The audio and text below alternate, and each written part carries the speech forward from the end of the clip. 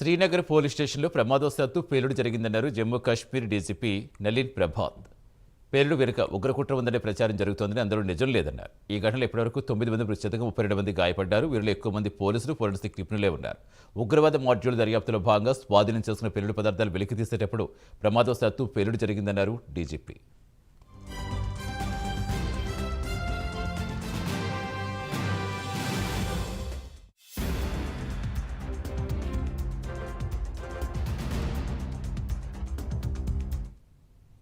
పేలుడు పదార్థాలు హర్యానాలో ఫరీదాబాద్లో స్వాధీనం చేస్తున్నారు పోలీసులు. వీటిని డాక్టర్ ముజిమ్మిల్ నివాసం నుంచి స్వాధీనం చేసుకున్నారు.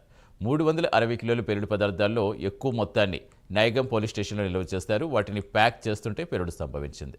పట్టుబడ్డ పేలుడు పదార్థాల్లో అమ్మోనియం నైట్రేట్, ఇతర రసాయనాలు ప్యాక్ చేస్తుంటే ప్రమాదవశాత్తు పేలుడు జరిగినట్టుగా తెలిపారు. మృతిలో జమ్మూ కాశ్మీర్ స్టేట్ ఇన్వెస్టిగేషన్ ఏజెన్సీకి చెందిన ఒక ఇన్స్పెక్టర్, 3 ఫోరెన్సిక్ నిపుణులు, 2 క్రైమ్ బ్రాంచ్కి చెందిన ఫోటోగ్రాఫర్స్, రెవెన్యూ శాఖకు చెందిన 2 అధికారులు ప్రాణాలు వదిలారు. శ్రీనగర్లో జరిగిన పేలుడు దాటికి పోలీస్ స్టేషన్ భవనం తీవ్రంగా దెబ్బతింది. ఆవరణలో ఉంచిన వాహనాలు కూడా ధ్వంసమైపోయాయి. క్షతగాత్రులు హుటాహుటిన హాస్పిటల్ తరలించారు. శనివారం తెల్లవారుజామున మృతదేహాలు స్వాధీనం చేసుకున్నారు. అయితే ఇంకా అధికారికంగా గుర్తించలేదు. శ్రీనగర్లో పోలీస్ కంట్రోల్ రూమ్ తరలించినట్టుగా తెలిపారు అధికారులు.